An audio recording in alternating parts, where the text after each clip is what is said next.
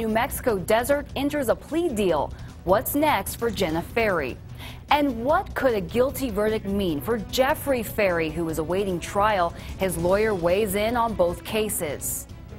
A day after a defiant county clerk is put in jail, gay couples are getting marriage licenses in eastern Kentucky. We'll hear from them. 10 years ago today, Hurricane Katrina evacuees arrived in El Paso. Many have moved on, but some call the Sun City their home. Nicole? I'm tracking light rain on Doppler radar. Could you see any rain tonight? That answer in SttormTrack weather. Live, where news comes first. From the Mesilla Valley at Las Cruces to El Paso and the borderland. This is ABC-7 at 9 on the El Paso Las Cruces CW. Hello everyone, this is ABC-7 at 9 on the CW. I'm Ashley Rodriguez and I have all the stories you're buzzing about on social media. I'm Nicole Gomez. I'm tracking what you're saying, and I'm also tracking some light rainfall on Doppler radar. So coming up in your full forecast, we have a few things taking place this weekend. We have the Sun City Music Fest, and we'll also talk about your Labor Day weekend forecast and what you can expect for Labor Day with the latest FutureTrack computer model. That's coming up in SttormTrack weather. Ashley? All right, Nicole. Dead and buried somewhere in the desert. That's what investigators say Jenna Farrey told them about her missing 5-month-old son, Jackson. That was back in 2013. Jenna and her husband Jeffrey allegedly admitted they found baby Jackson unresponsive and didn't seek medical attention. Investigators eventually found Jackson's body a few days later near Oro Grande, New Mexico. This is video the night Farrey was arrested and booked into El Paso County Jail downtown.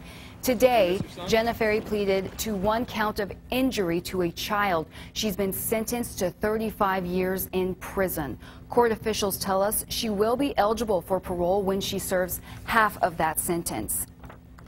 This evening, we're trying to learn what's in store for Jenna's estranged husband, Jeffrey Farrey, and whether Jenna's plea deal affects his case. Jeffrey is scheduled to go on trial next month. Today, his attorney, Joe Spencer, shared his thoughts on Jenna's plea deal, as well as his client's reaction to his wife's guilty plea. ABC-7's Evan Folan reports.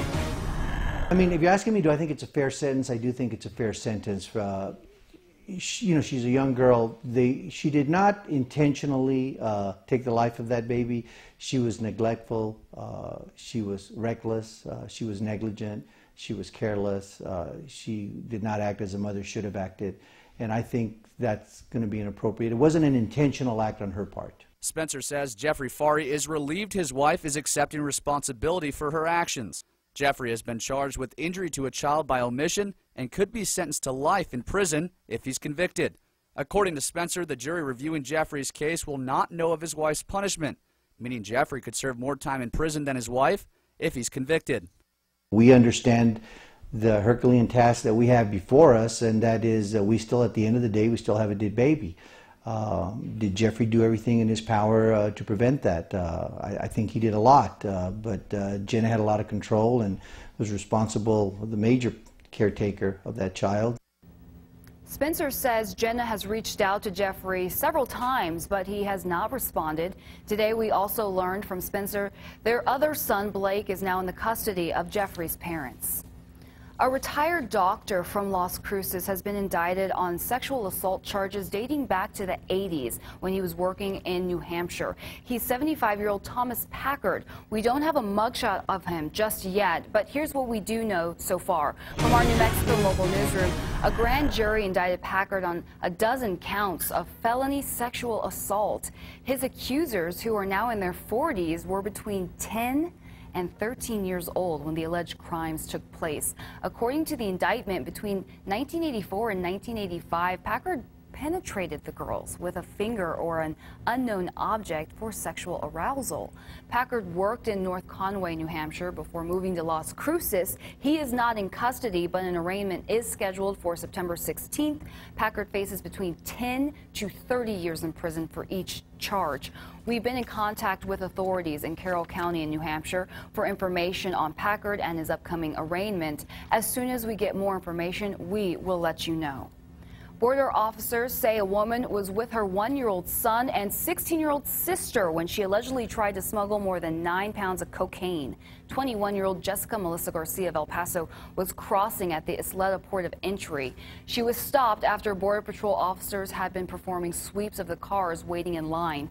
A dog named Doki helped find the drug in the truck's admission system. Customs officials say the cocaine had a street value of more than $300,000. Martinez was turned over to federal authorities. The baby and sister were turned over to an adult relative. All right, to SttormTrack weather now. Nicole Gomez has your first forecast. Hi, Nicole. Hi, Ashley. Let's take a look at Doppler radar. We are tracking some isolated storms throughout the region, but it is still dry here in El Paso and Las Cruces. Most of the storms are well out to our west, and notice to our south we have some storms moving towards the north, but it doesn't look like they're headed towards our direction. But currently we're seeing some heavier activity track towards Silver City, and on the wide view, most of that tropical moisture is tracking through Arizona and pushing into portions of New Mexico. But again, still dry here in El Paso and Las Cruces. We're at 85 degrees at the airport in El Paso, mostly clear in Las Cruces. 75 is the current temperature. Now our future track rain model showing us overnight looks like we'll stay dry for most of the region. Most of the heaviest activity will stay towards the northwest.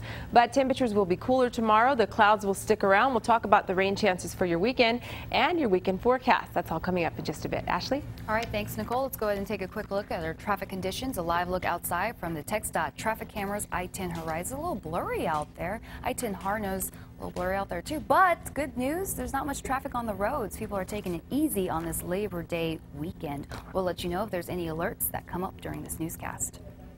Authorities have made a second arrest in connection with the deadly shooting last month in central El Paso. 23-year-old Paul E. Johnson Jr. is from Lambert, Mississippi, which is south of Memphis. The U.S. Marshal Service arrested him Tuesday in connection with the death of 26-year-old Taurus DeAndre Knight Johnson. Johnson is charged with murder and is awaiting extradition to El Paso.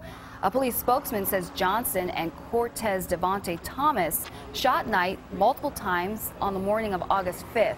Knight was found near Cassidy and Van Buren and taken to University Medical Center where he died. Thomas was arrested last month at his home near Irvin High School. He's being held on a $500,000 bond. Police are not releasing either of their mugshots.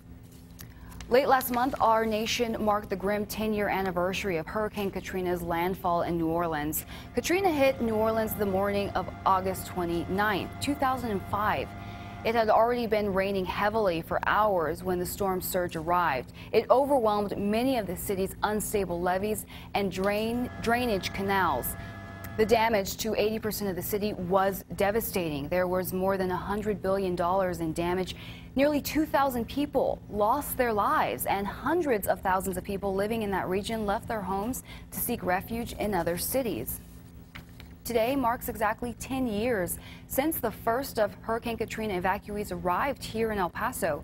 ABC-7's Darren Hunt spoke with then Mayor John Cook and one of those evacuees today. He said then Texas Governor Rick Perry told him to expect as many as 5,000 people from New Orleans. It ended up being about 2,000. Turns out some of those who sought shelter in the Sun City decided to stay here.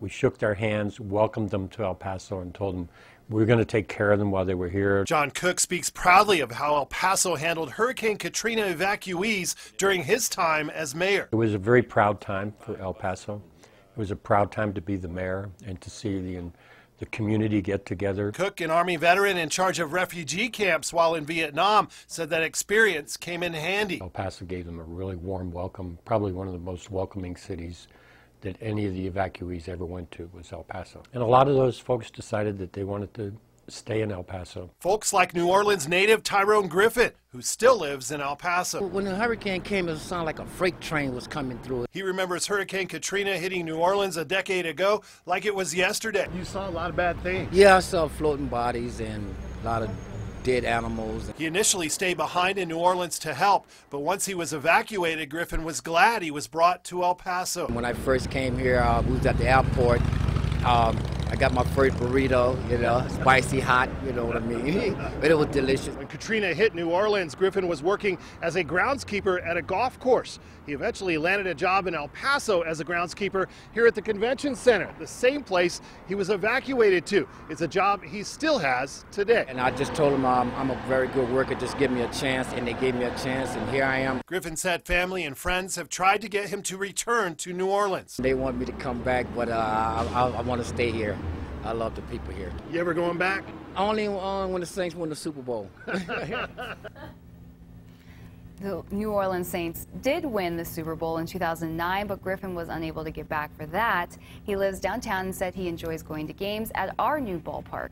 Cook, sworn in just 2 months before Katrina hit, is most proud of how El Paso handled the evacuee situation. Deputy clerks in eastern Kentucky went against the wishes of their boss and issued marriage licenses to same-sex couples. Kim Davis is in jail for refusing to do so.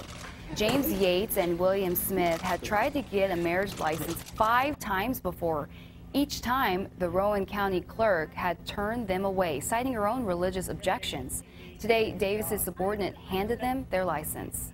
This means, at least for this area,